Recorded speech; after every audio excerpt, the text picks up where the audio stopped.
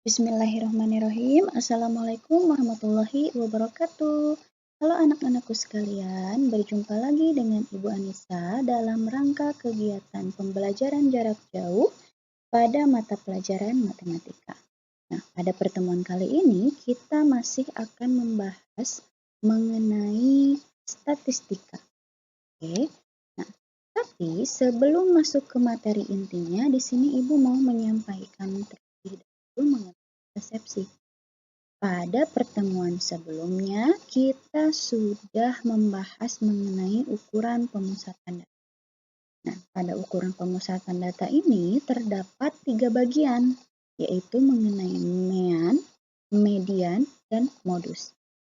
Mean ini adalah rata-rata dengan cara mencarinya itu jumlah seluruh data dibagi dengan banyaknya data. Nah, sedangkan median ini adalah nilai tengah, ya. Bisa dikatakan bahwa median ini nilai yang membagi semua data menjadi 2 bagi. Lalu ada yang namanya modus. Modus di sini itu adalah data yang paling banyak muncul.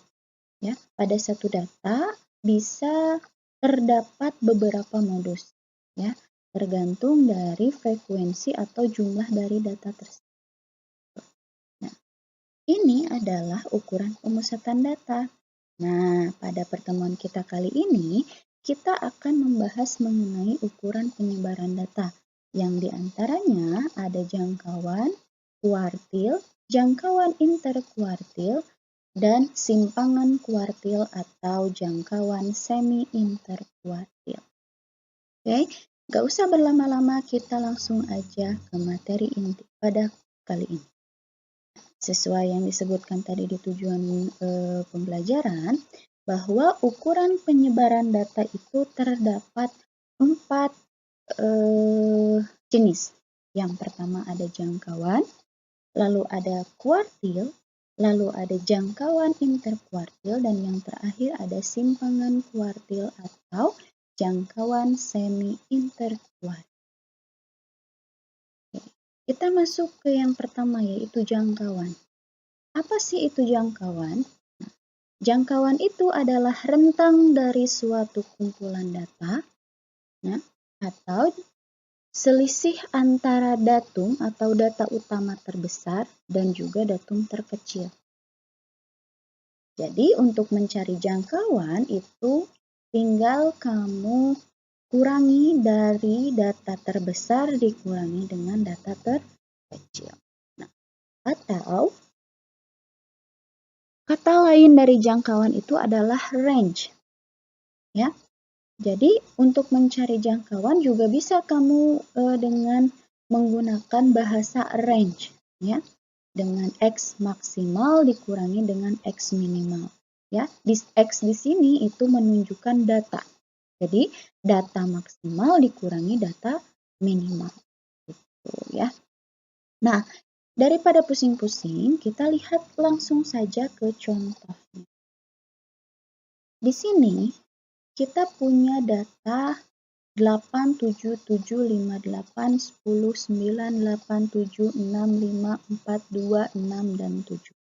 Nah, dari data di atas, tentukan jangkauan data tersebut. Apa yang harus kita lakukan pertama? Nah, yang harus kita lakukan pertama, kita lihat data yang paling besar. Ya, di sini kan ada 8, ada 7, ada 5, ada 9, ada 6, ada 4, ada 2, ada 10. Nah, dari angka-angka tersebut, mana yang paling terbesar? Yang paling besar itu adalah 10. Sorry. Jadi di sini data terbesarnya itu adalah 10. Nah, lalu kita lihat untuk data terkecil. Nah, untuk data terkecilnya kita lihat angka yang paling kecil. Di sini ada 4. Di sini ada 2. Berarti data terkecilnya adalah 2. Setelah kita memiliki data terbesar dan data terkecil, kita tinggal masukkan saja ke dalam rumusnya. Ya. Jadi untuk mencari jangkauan itu data terbesar dikurangi data terkecil. kecil. Maka jangkauannya itu 10 dikurangi 2. Hasilnya adalah 8. Nah, maka jangkauan dari data di atas ini adalah 8. Sudah seperti itu saja. Mudah sekali kan? Oke, kita lihat lagi contoh berikutnya. Nah, tentukan jangkauan dari data berikut. Ada 2, 5, 28, 30, 45, 46, 29, 21, 32, 31, 29, 19, 22, 43, dan 20. Oke, cara penyelesaiannya seperti contoh sebelumnya. Kita tentukan data utama yang terbesarnya. Kita lihat di sini. Data yang paling besar itu adalah 46. Oke, kita tulis di sini. Data terbesar adalah 46. Lalu kita tentukan data terkecil. Oke, angka terkecil dari data yang ada di sini itu adalah 19. Nah, setelah seperti ini, maka kita masukkan ke dalam rumus jangkauan, yaitu datum terbesar dikurangi datum terkecil. Maka 46 dikurangi 9 adalah 27. Nah, maka dari itu jangkauan dari data tersebut adalah 27. Itu mudah sekali kan? Kita ke contoh berikut. Nah, kalau misalkan sekarang datanya berbentuk tabel, ya, tentukan jangkauan dari data berat badan anak kelas 5 SD berikut. Nah, jika datanya disajikan dalam bentuk tabel seperti ini, lebih mudah sebetulnya untuk kita mencari jangkauannya. Kita tidak perlu, jadi yang tabel frekuensi ini tidak usah kita lihat. Karena untuk mencari jangkauan kita hanya perlu melihat datanya saja. Gitu ya. Nah, maka dari itu kita lihat data terbesarnya yang mana. Nah, dan juga data terkecilnya yang mana. Nah, data terbesarnya berarti yang paling bawah. Ya, karena itu yang paling besar. Berarti 40. Lalu data terkecilnya yang mana? Ya, yang paling atas. Gitu adalah 30. Nah, setelah memiliki data terbesar dan data terkecil, seperti biasa tinggal kamu masukkan ke dalam rumusnya, yaitu data utama terbesar dikurangi data utama terkecil. Maka 40 dikurangi 32 adalah 8. Seperti itu saja, mudah sekali kan? Nah ini untuk yang namanya jangkauan. Nah sekarang kita akan masuk ke dalam kuartil. Nah, kuartil itu apa? Kuartil itu adalah data atau nilai yang membagi data menjadi 4 bagian sama besar. Untuk mencari kuartil, kalian harus pastikan data yang tersedia itu terurut. Nah, jadi datanya itu harus kamu urutkan dari yang terkecil sampai yang terbesar. Nah, kuartil di sini terbagi menjadi 3. Yang pertama ada kuartil atas, lalu kuartil tengah atau biasa juga kita sebut dengan median atau nilai tengah yang sudah kita pelajari di pertemuan sebelumnya. Lalu ada yang namanya kuartil bawah. Nah, masing-masing kuartil atas, kuartil tengah, dan kuartil bawah ini dinamai dengan Q1, Q2, dan Q3. Untuk menentukan letak kuartil, ya, ingat, di sini hanya menentukan letak kuartilnya ada di data keberapa, bukan angka dari kuartil tersebut. Ya. Untuk menentukan letak kuartil di sini ada 2 jenis nih, ada untuk yang N ganjil dan juga untuk N genap. Maksudnya di sini untuk jumlah data yang ganjil dan juga jumlah data yang genap. Sama seperti kita menentukan median di pertemuan sebelumnya, gitu ya. Nah, maka untuk mencari kuartil atas atau Q1 untuk data ganjil, maka kita lihat seperti ini rumusnya. Data ke 1/4 dikalikan dengan N ditambah 1. Lalu untuk data genap itu data ke seperempat N ditambah 2 gitu. Jadi kalau misalkan ganjil itu ditambah 1 dan kalau genap itu ditambah 2. Nah, tapi untuk yang Q2 atau kuartil tengah, maka untuk ganjil itu yang yang berubahnya itu adalah perperannya. Jadi 2/4 N plus 1. Nah, kalau misalkan untuk yang genap, itu 1/4-nya masih tetap 1/4. Tapi di depan N itu ditambahkan angka 2. Jadi 1/4, 2N ditambah 2. Lalu untuk yang kuartil bawah juga sama.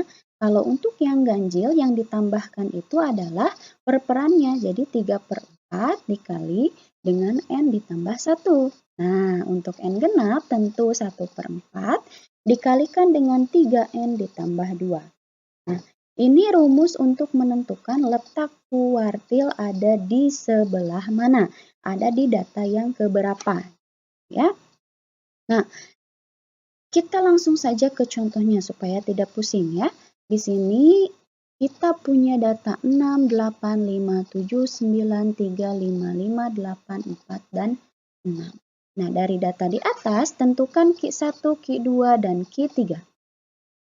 Oke, apa yang harus kita lakukan pertama? Seperti yang sudah tadi dijelaskan, bahwa untuk mencari kuartil datanya harus terurut. Maka kita urutkan dulu datanya ya, dari yang terkecil hingga yang terbesar. Oke. Yang terkecil dari data di atas itu adalah 3. Oke, 3-nya cuma 1 kali ya. Lalu selanjutnya ada angka 4. 4-nya 1 kali juga. Selanjutnya ada angka 5. 5-nya berapa kali nih? 1, 2, 3. Oh, 5-nya ada 3 kali. Berarti kita tulis 5-nya 3 kali. Setelah angka 5 ada angka 6. Nah, 6-nya berarti 2 kali. Berarti kita tulis 6 2 kali. Setelah ada angka 6 ada angka 7 1 kali. Oke, setelah angka 7 ada angka 8. Nih, angka 8-nya 2 kali. Oke, kita tulis angka 8 2 kali dan yang terakhir ada angka 9 1 kali. Nah, setelah itu kita tentukan N-nya. Nah, N itu apa? N itu adalah jumlah data. Berarti kita tinggal hitung di sini ada berapa.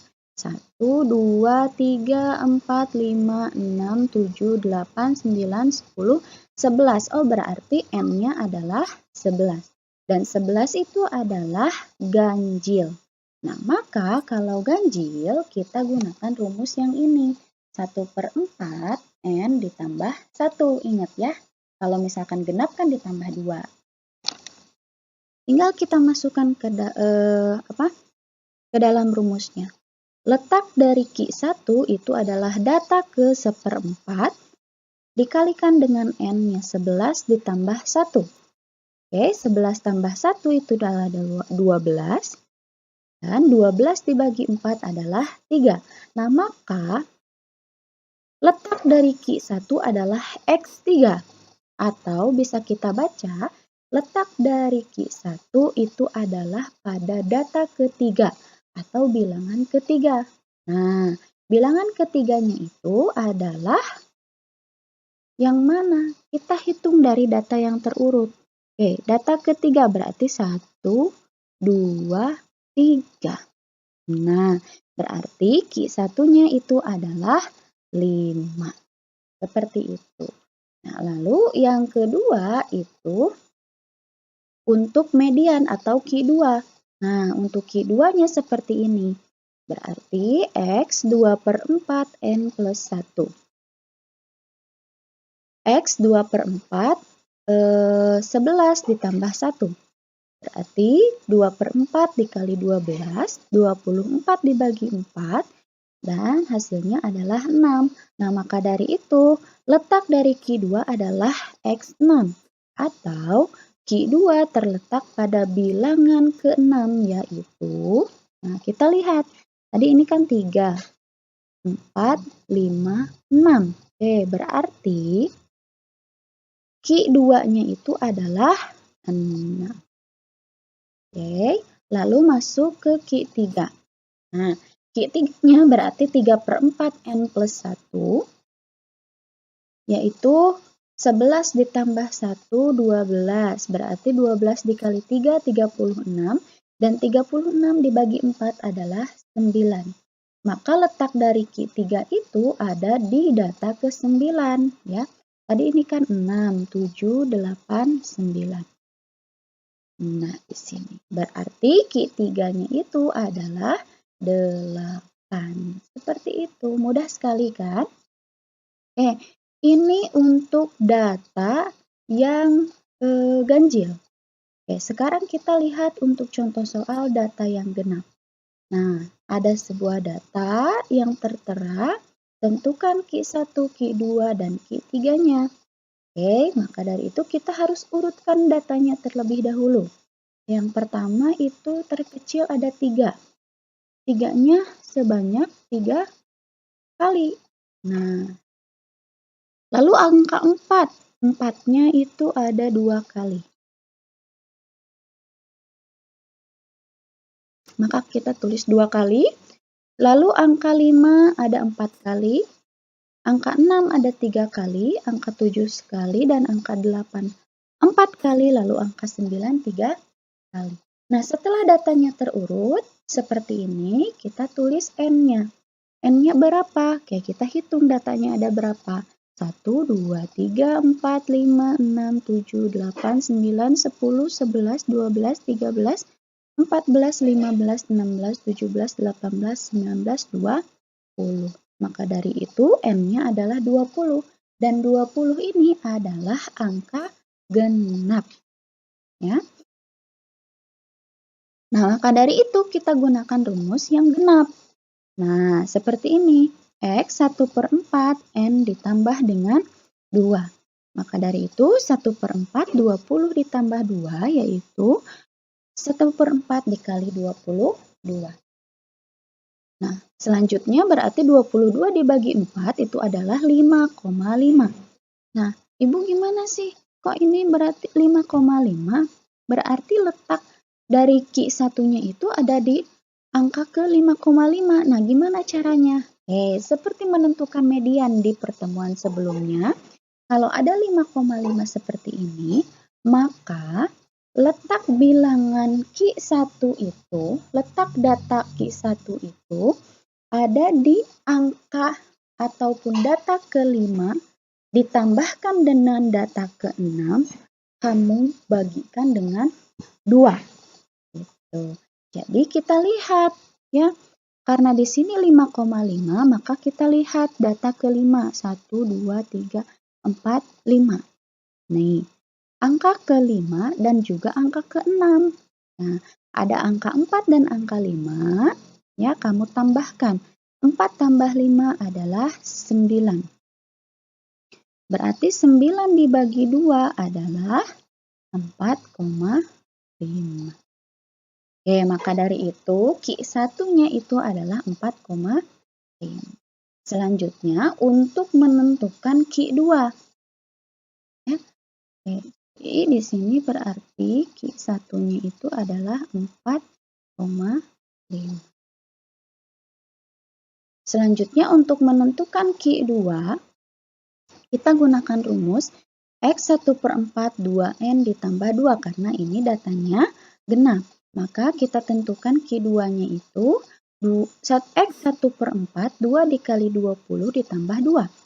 Berarti X 1/4 2 kali 20 adalah 40 ditambah 2. Berarti 42 dibagi 4 itu adalah 10,5. Nah, sama seperti menentukan Q1 berarti di sini letak dari Q2-nya itu adalah data ke-10 dan data ke-11. Kamu jumlahkan dan kamu bagi 2. Di sini lihat. Tadi di sini kan 5, 6, 7, 8, 9, 10. Berarti angka ke-10 dan angka ke-11, kamu jumlahkan dan kamu bagi 2. Berarti 6 ditambah 6 sama dengan 12. 12 dibagi dengan 2 adalah 6. Maka Q2-nya itu adalah Oke, lalu kita tentukan untuk Q3-nya. Dengan rumus 1/4, 3N ditambah 2. Di sini, 3 dikali 20 ditambah 2 yaitu 60 ditambah 2. Berarti 62 dibagi dengan 4 adalah 15,5. Oke, sama seperti dengan Q2 dan Q1, maka di sini untuk menentukan Q3-nya itu berarti yang data ke-15 dan data ke-16. Oke, di sini tadi kan 11, 12, 13, 14, 15. Oke, data ke-15 itu adalah 8 dan data ke-16 itu adalah 8 juga. Maka kamu jumlahkan 8 ditambah 8, lalu kamu bagi 2. 8 ditambah 8 itu adalah 16 dibagi dengan 2. Maka Q3-nya itu adalah 8. Seperti itu saja untuk kuartil. Mudah sekali kan? Oke, sekarang yang terakhir untuk contoh soal yang disajikan dalam bentuk tabel seperti ini. Ya, tentukan kuartil atas, kuartil tengah, dan kuartil bawah dari data tersebut. Nah, di sini kita harus lihat frekuensi kumulatif. Frekuensi kumulatif ini dari mana? Nah, frekuensi kumulatif ini adalah jumlah dari frekuensinya. Di sini 3, tulis lagi 3 karena ini data pertama. Lalu kamu jumlahkan 3 dengan 6, hasilnya 9. 9 ditambah 14, hasilnya 23. Nah, 23 ditambah 17, hasilnya 40. Lalu 40 ditambah 8 hasilnya 48. 48 tambah 2 hasilnya 50. Nah, ini adalah frekuensi kumulatif. Ya. Oke. Selanjutnya, jika datanya seperti ini, sebetulnya lebih mudah untuk kalian mencari kuartilnya. Karena kalian sudah tidak perlu mengurutkan datanya lagi. Nah, bagaimana caranya? Kita lihat di sini. Nah, bagaimana caranya tahu ini adalah data ganjil atau data genap? Lihat frekuensi kumulatif yang paling akhir. Frekuensi kumulatif yang paling akhirnya itu adalah 50. Nah, berarti ini adalah genap. Berarti menggunakan rumus Q1 sama dengan X 1/4 N ditambah dengan 2. Oke, berarti 50 ditambah 2, berarti 52 dibagi dengan 4, yaitu 13. Maka untuk Q1-nya itu adalah angka atau data ke-13. Menentukannya gimana? Kita lihat di frekuensi kumulatif. Angka 13 itu masuknya ada di mana? Kalau di angka 3 kan nggak mungkin, masih kurang. Di angka 9 juga nggak mungkin, masih kurang. Oh, berarti di angka ke-23 ini. Jadi, angka ke-13 ini termasuk ada di antara data yang frekuensi kumulatif yang 9 dan yang 23 ini. Berarti untuk Q1-nya ini ada di sebelah sini. Nah, kamu lihat datanya. Nah, datanya itu adalah 35. Berarti Q1 itu adalah 35. Seperti itu saja. Nah, lalu untuk yang Q2-nya, 1/4 dikalikan dengan 2N ditambah 2. 2N berarti 2 dikali 50 ditambah 2. 100 ditambah 2 berarti 102 dibagi 4.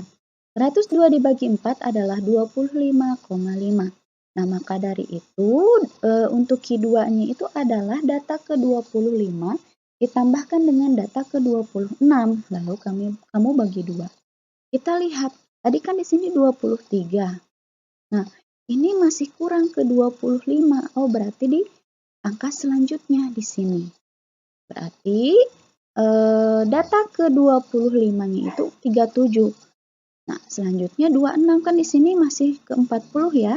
Berarti masih di sini nih, 25 dan 26-nya. Berarti 37. Oh, berarti 37 ditambah 37, lalu kamu bagi 2. Ya, 37 bagi 37, ditambah. 37 ditambah 37 adalah 74. Kamu bagi 2. 74 dibagi 2 adalah 37. Oke, setelah mencari Q1 dan Q2, maka kita cari yang terakhir yaitu Q3 atau kuartil bawah. Menggunakan rumus X 1/4 3N ditambah 2. Oke, berarti 3 dikali 50 ditambah 2. 150 ditambah 2 berarti 152 dibagi dengan 4. Hasilnya adalah 38. Nah, maka Q3 ini terletak di data ke-38. Oke, data ke-38 ada di mana? Di sini 23, di sini 40. Oh, berarti 38 ada di 40 ini. Nah, maka dari itu datanya adalah 37. Ya, maka Q3-nya itu adalah 37. Seperti itu untuk contoh soal kuartil dengan menggunakan tabel data. Oke, untuk yang terakhir pada pertemuan kita kali ini ada yang namanya jangkauan interkuartil dan jangkauan semi interkuartil atau yang disebut juga dengan kuartil.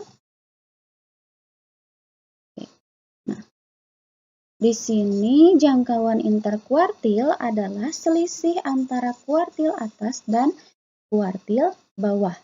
Nah, jangkauan interkuartil dinotasikan atau dilambangkan dengan QR. Nah, maka untuk mencari untuk mencari jangkauan interkuartil itu rumusnya QR ya, Q3 dikurangi Q1. Dengan Q3-nya itu adalah kuartil bawah dan Q1-nya itu adalah kuartil. Lalu yang kedua ada jangkauan semi interkuartil atau simpangan kuartil ya, setengah dari jangkauan interkuartil.